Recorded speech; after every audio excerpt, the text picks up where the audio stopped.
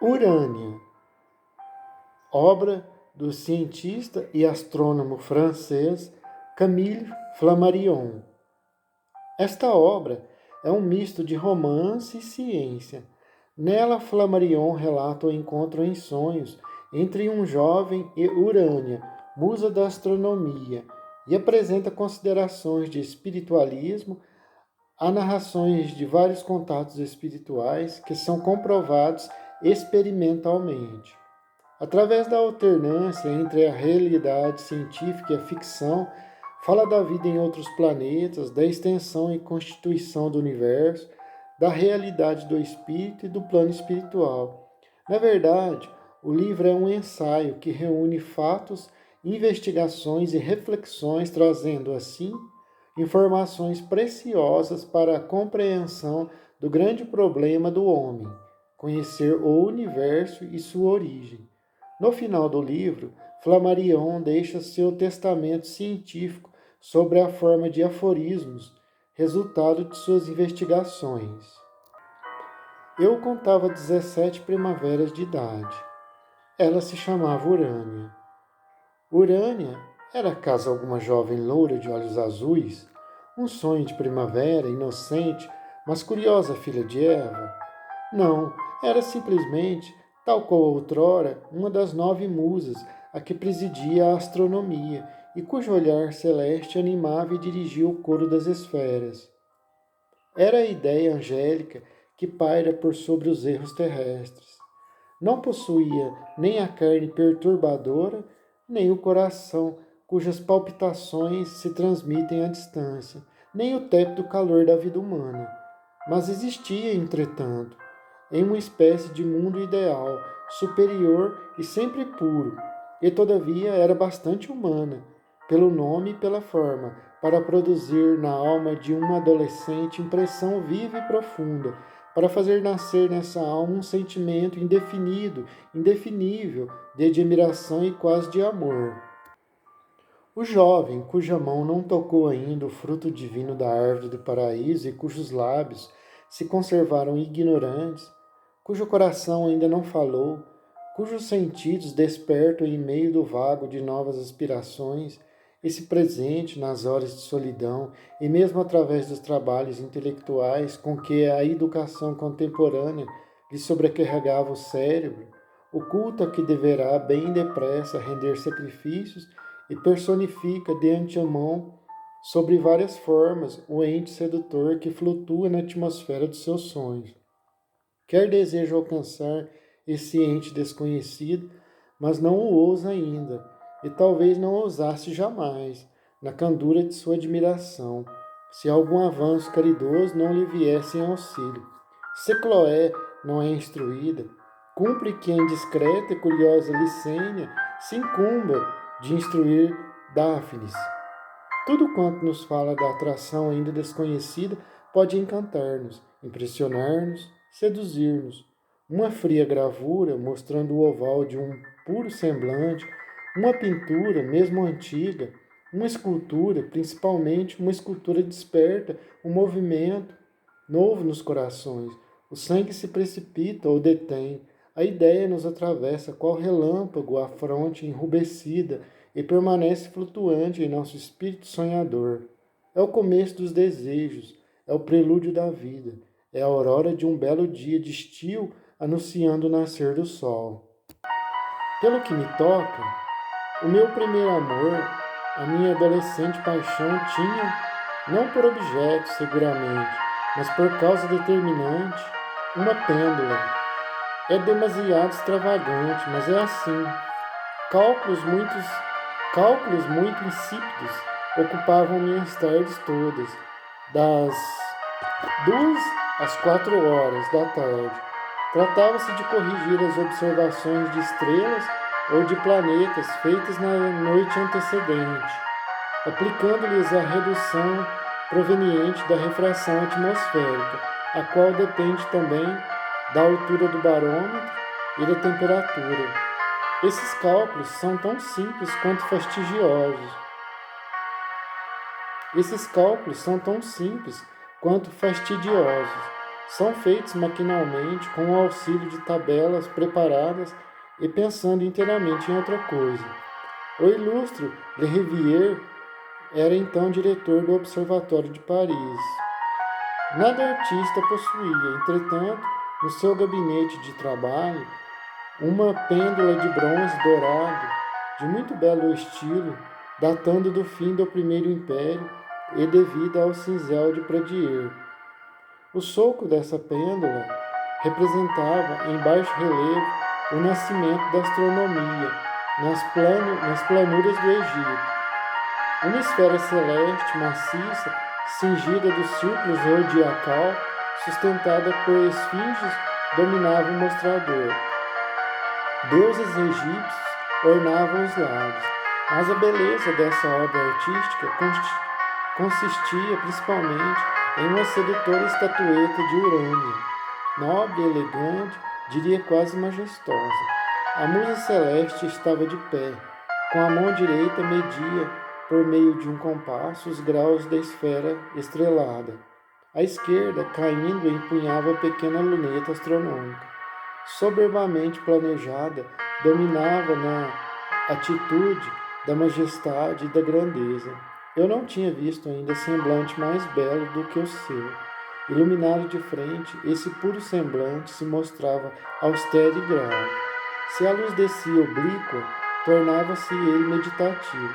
Se, porém, a luz vinha do alto e de lado, esse rosto encantado se iluminava de misterioso sorriso. O olhar se lhe tornava quase carinhoso, e essa esquisita serenidade se transformava subitamente em uma expressão de alegria, de amenidade e de ventura, que se tinha prazer em contemplar. Era como que um cântico interior, uma poética melodia. Essas mudanças de expressão faziam verdadeiramente a estátua viver. Musa ou deusa, era bela, sedutora, admirável. Cada vez que me chamavam para junto do eminente matemático, não era a sua glória universal que me impressionava mais. Eu que esquecia as fórmulas de logaritmos e mesmo a imortal descoberta da obra de Pradier, aquele belo corpo tão admiravelmente modelado sobre a sua antiga vestimenta, o gracioso ligamento do pescoço, aquela figura expressiva, atraíam meus olhares e cativavam meu pensamento. Muitas vezes, quando às 4 horas deixávamos o gabinete para reentrar em Paris, eu espreitava pela porta entreaberta a ausência do diretor. As segundas e quartas-feiras eram os melhores dias. Aquelas, por motivo das sessões do Instituto, a que ele quase nunca faltava, ainda que a elas assistisse sempre com ar desdenhoso. As outras, por causa das do gabinete, das longitudes, a que ele fugia com o mais profundo menosprezo e que o faziam deixar o observatório expressamente para melhor acentuar o seu desprezo. Então, eu me colocava bem defronte à minha querida Urânia, contemplava a minha vontade, extasiava-me com a beleza de suas formas e retirava-me mais satisfeito, porém não mais feliz. Ela me encantava, mas me deixava saudades. Certa noite, aquela em que lhe descobri as mudanças de fisionomia, conforme a luz, tinha achado o gabinete inteiramente aberto, uma lâmpada posta sobre a chaminé, iluminando a musa sobre um dos aspectos mais sedutores. A luz oblíqua acariciava docemente a fronte, as faces, os lábios e o colo. A expressão era maravilhosa. Aproximei-me e a contemplei, a princípio imóvel. Acudiu-me depois a ideia de tirar a lâmpada do local onde estava e de projetar a luz sobre as espáduas, sobre o braço, sobre o pescoço, sobre os cabelos. A estátua parecia viver, pensar, despertar e até sorrir. Sensação esquisita, sentimento estranho. Eu estava verdadeiramente cativo. De admirador me tornava enamorado. Muito me haveriam surpreendido então se houvessem afirmado que não era esse o verdadeiro amor e que o meu platonismo era um sonho infantil. O diretor chegou e não pareceu tão admirado da minha presença quanto eu pudera temê-lo. Passava-se algumas vezes por aquele gabinete para ir às salas de observação. No momento, porém, eu depunha a lâmpada em cima da chaminé. O senhor está demorando para a observação de Júpiter, disse-me. E quando eu ia transportando a porta, acrescentou em tom de e quando eu ia transpondo a porta, acrescentou em tom de profundo desdém, demorando longamente na penúltima sílaba. Dá-se-á caso que seja poeta?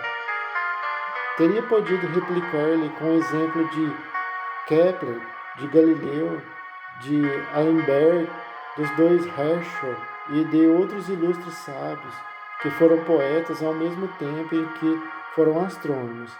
Teria podido avivar-lhe mesmo a lembrança do primeiro diretor do observatório, João Domingos Cassini, que cantou Urânia em versos latinos, italianos e franceses. Mas os alunos do observatório não tinham o costume de replicar o que quer que fosse ao senhor diretor. Os senadores eram então personagens e o diretor do observatório, cargo inamovível.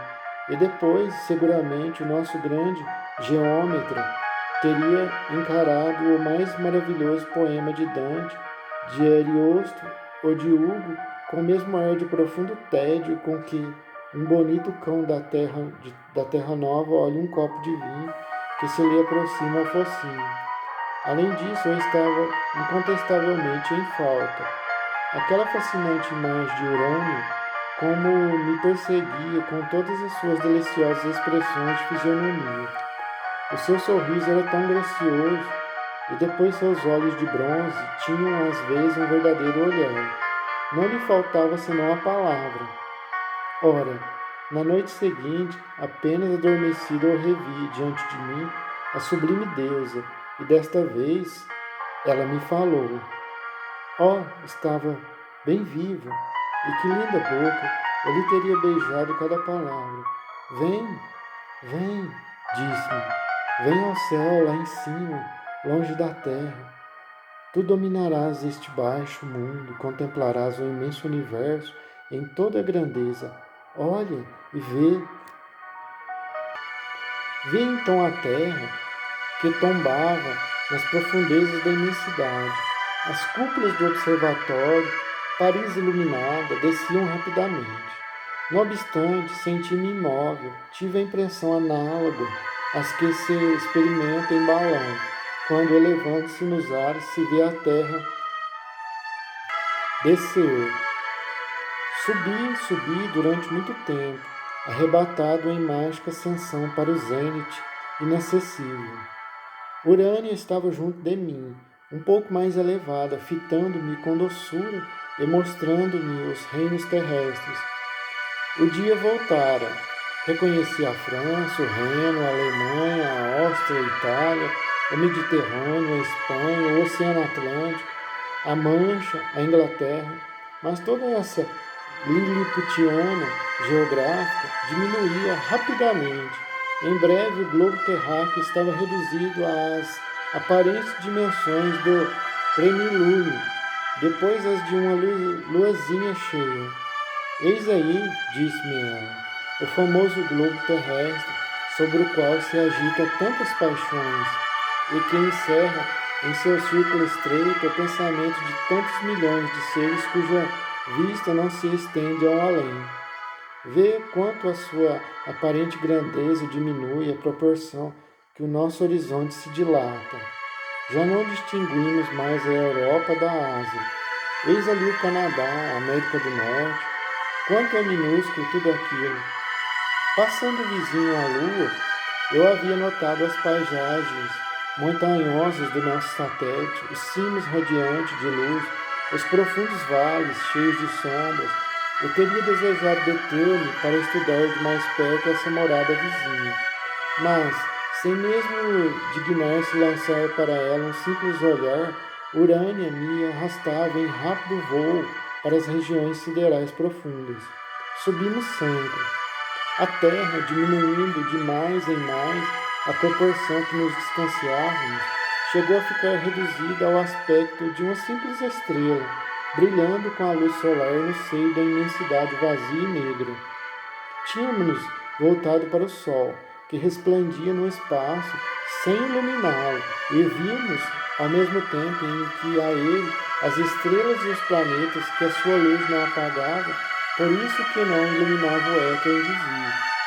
A deusa Angélica mostrou-me Mercúrio, na vizinhança do Sol, Vênus, que brilhava do lado oposto, a Terra igual a Vênus, comparada em aspecto e em brilho, Marte, cujos mediterrâneos e canais reconheci, Júpiter, com as suas 4 luas enormes, Saturno, Urano, todos esses mundos, disse-me ela, são sustentados no vácuo pela atração do Sol, em torno do qual giram com velocidade. É um todo harmonioso gravitando em redor do centro. A Terra não é mais do que uma ilha flutuante, uma aldeia dessa grande pátria solar. E esse império solar não é, ele próprio, mais do que uma província no seio da imensidade sideral. Subimos sempre. O Sol e seu sistema distanciavam-se rapidamente. A Terra não era mais que um pontinho. Júpiter mesmo, esse mundo tão colossal, tão gigantesco, mostrou-se diminuído, e assim Marte e Vênus a um pontinho minúsculo também, apenas superior ao da Terra. Passamos à vista de Saturno, cingido dos seus anéis gigantescos, e cujo só testemunho bastaria para provar a imensa e inimaginável variedade que reina no universo. Saturno, verdadeiro sistema por si, com os seus anéis formados de corpúsculos conduzidos em uma rotação vertiginosa, e com os seus 8 satélites acompanhando-o qual um celeste cortejo. À medida que subimos, o nosso Sol ia diminuindo de grandeza. Bem depressa desceu a categoria também de estrela, depois perdeu toda a majestade, toda a hegemonia sobre a população sideral, e não foi mais do que uma estrela pequena, apenas mais brilhante do que as outras um pouquinho. Eu contemplava toda aquela imensidade estrelada, no meio da qual nós elevávamos sempre, e procurava reconhecer as constelações. Estas, porém, começavam a mudar sensivelmente de formas, por motivos da diferença de perspectiva causada pela minha viagem pelo espaço, claro. A Via Láctea estava submersa sobre o nosso voo, qual catarata de sóis em fusão, tombando ao fundo do infinito. As estrelas das quais nós nos aproximávamos emanavam rutilâncias fantásticas, derramando uma espécie de rios de luzes e radiações de ouro e prata, cegando-nos de fulgurações, claridades. Acreditei ver o Sol, transformado insensivelmente em uma estrelinha, reunir-se à constelação do Centauro, enquanto uma nova luz, pálida, azulada, bastante estranha, chegava da região para a qual Urânio me conduzia. Essa claridade nada tinha de terrestre, e não me recordava nenhum dos efeitos que eu havia admirado nas paisagens da Terra, nem entre os tons tão cambiantes dos crepúsculos depois da tempestade, nem nas brumas indecisas da manhã, nem durante as horas calmas e silenciosas do clarão da lua no espelho do mar. Este último efeito era talvez aquele que esse aspecto mais se aproximava, mas a estranha luz era e cada vez se tornava mais verdadeiramente azul, não de um reflexo de azul celeste ou de um contraste análogo ao que produz a luz elétrica comparada à do gás, mas azulada igual a se o próprio Sol fosse azul. Qual não foi a minha estupefação quando me apercebi de que nos aproximávamos com efeito de um Sol absolutamente azul, igual a um disco brilhante que houvesse sido recortado nos nossos mais belos céus terrestres, destacando-se luminosamente em um fundo todo negro, todo constelado de estrelas. Esse Sol Safira era o centro de um sistema de planetas iluminados pela sua luz. Íamos passar pertinho de um desses planetas. O Sol azul crescia a olhos vistos, mas, novidade tão singular quanto a primeira, a luz com que ele iluminava o dito planeta se complicava de um certo lado com uma coloração verde. Olhei de novo para o céu e avistei um segundo sol, esse de um belo verde esmeralda. Não acreditava em meus próprios olhos.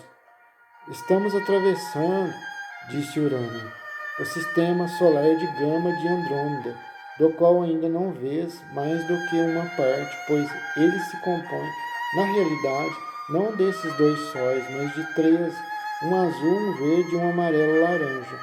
O Sol azul, que é o menor, gira em torno do Sol verde, e este gravita com seu companheiro em redor do grande Sol alaranjado, que vais avistar dentro em pouco.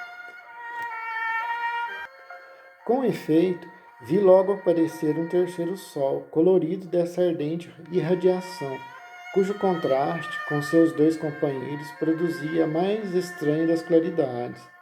Conhecia bem tão curioso sistema sideral, por tê-lo mais de uma vez observado com o telescópio, mas não suspeitava sequer o seu verdadeiro esplendor. Que fornalhas, que deslumbramentos, que vivacidade de cores nessa estranha fonte de luz azul, nessa iluminação verde do segundo sol e nessa irradiação grandiosa de ouro fulvo do terceiro. Mas havíamos nos aproximado, conforme diz, de um dos mundos pertencentes ao sistema do Sol Safira. Tudo era azul, paisagens, águas, plantas, rochedos levemente esverdeados, do lado que recebia a luz do segundo sol, e apenas tocadas dos raios do sol alaranjado que se erguia no horizonte longínquo.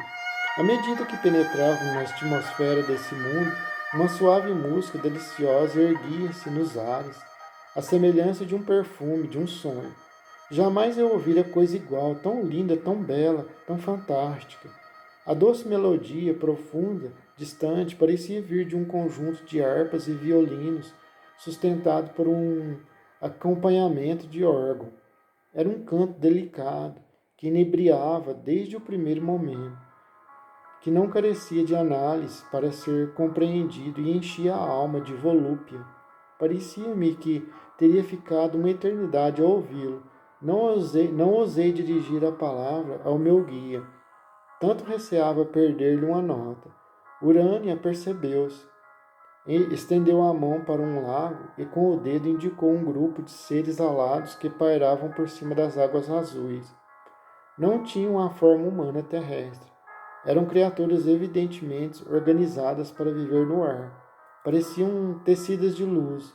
De longe, torneias, a princípio, de longe tomeias, a princípio por libélulas. Tinham-lhes a forma esbelta e elegante, as vastas asas, a vivacidade, a ligeireza, mas, examinando-os de mais perto, notei seu porte, que não era inferior ao nosso, e reconheci pela expressão dos olhares que não eram animais. As suas cabeças pareciam-se igualmente com as das libélulas, e, à semelhança dessas criaturas aéreas, não tinham pernas. A música deliciosa que eu ouvia não era senão o ruído de seu voo. Eram numerosíssimas, vários milhares talvez. Viam-se nos cimos das montanhas plantas que não eram nem árvores nem flores, erguiam débeis hastes a enormes alturas, e esses talos ramificados sustentavam, parecendo braços estendidos, amplas taças em forma de tulipas. Essas plantas eram animadas pelo menos no grau das nossas sensitivas e mais ainda, igual ao desmódio, planta que tem forma de borboleta, de folhas móveis, manifestavam por movimento as suas impressões interiores. Esses pequenos bosques formavam verdadeiras cidades vegetais. Os habitantes daquele mundo não tinham outras moradas além de tais plantas, e era no meio dessas perfumadas sensitivas que repousavam. quando não flutuavam nos ares. Este mundo parece fantástico, disse Urânio, e a ti próprio perguntas que ideias podem ter tais seres, que costumes, que história, que espécie de artes, de literatura e de ciências. Longo seria responder a todas as perguntas que poderíeis fazer. Fica sabendo unicamente que seus olhos são superiores aos melhores telescópios, que seu sistema nervoso vibra a passagem de um cometa e descobre eletricamente fatos que na Terra jamais se conhecerão. Os órgãos que estáis vendo abaixo das asas lhes servem de mãos, mais hábeis que as vossas. Por imprensa, por imprensa têm eles a fotografia direta dos acontecimentos e a fixação fônica das próprias palavras. Não se ocupam, não se ocupam de resto, senão de pesquisas científicas, isto é, do estudo da natureza. As três paixões que absorvem a maior parte da vida terrestre, o ávido desejo da riqueza, a ambição política e o amor lhes são desconhecidas, porque de nada carecem para viver, nem a divisões internacionais, nem outro governo além de um conselho de administração. E porque são andrógenos, ambissecos, andrógenos, repliquei. Eu ousei acrescentar, será melhor? Coisa diversa, são grandes perturbações, a menos em uma humanidade. É preciso, continuou ela, desprender-se inteiramente das sensações e das ideias terrenas, para estar em situação de compreender a diversidade infinita manifestada pelas diferentes formas da criação. De igual modo que sobre o vosso planeta as espécies têm mudado de idade em idade, desde os seres tão esquisitos das primeiras épocas geológicas até o aparecimento da humanidade, de igual maneira que ainda agora a população animal e vegetal da Terra é composta das mais diversas formas, desde o homem ao coral, desde a ave ao peixe, desde o elefante à borboleta, assim também, e em uma extensão incomparavelmente mais vasta, entre as inumeráveis terras do céu, as forças da natureza têm dado origem a uma infinita diversidade de seres e de coisas. A forma das criaturas é em cada mundo o resultado dos elementos especiais a cada globo, substância, calor, luz, eletricidade, densidade, peso, etc, etc. As formas, os órgãos, o número do sentido. Vós outros tendes apenas 5, e assim mesmo bastante pobres, dependem das condições vitais de cada esfera.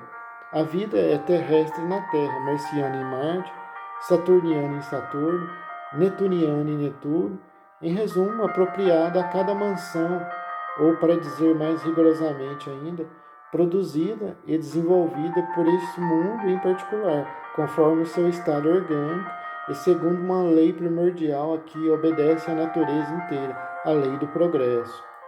Enquanto ela me falava, tinha eu acompanhado com o olhar o voo dos seres aéreos para a cidade florida e vira com espanto as plantas a se moverem, erguendo-se ou abaixando-se para recebê-los. O sol verde descer abaixo do horizonte, o sol alaranjado levantara-se no céu. A paisagem estava adornada de coloração esférica, sobre a qual pairava uma lua enorme, metade alaranjada e metade verde. Então, a imensa melodia que musicava a atmosfera parou, e em meio de profundo silêncio ouvi um cântico, erguendo-se em voz tão pura que nenhuma voz humana lhe pudera ser comparada. Maravilhoso sistema, exclamei eu, de tal mundo iluminado por semelhantes clarões. São estrelas duplas, tríplices, múltiplas, vistas de perto? São esplêndidos sóis, respondeu-me Urânio, graciosamente associados nos laços de mútua atração. Vós outros, as vedes da terra, embaladas duas a duas no seio do céu, sempre belas, sempre luminosas, puras sempre. Suspensas no infinito, apoiam-se uma na outra sem jamais se tocarem, tal qual se a sua união, mais moral que material, fosse regida por um princípio invisível, e seguindo harmoniosas curvas gravitam em cadência em torno uma da outra. Celestes casais, desabrochados na primavera da criação, nas campinas consteladas da imensidade. Enquanto os sóis simples qual o vosso brilham solitários, fixos, tranquilos nos desertos do espaço, os sóis duplos e múltiplos parecem animar com seus movimentos, a sua coloração e vida, as silenciosas regiões do eterno vácuo. Esses relógios siderais marcam para vós outros os séculos e as eras dos outros universos. Mas, acrescentou, continuemos a nossa viagem. Estamos apenas a alguns trilhões de léguas da Terra. Alguns trilhões?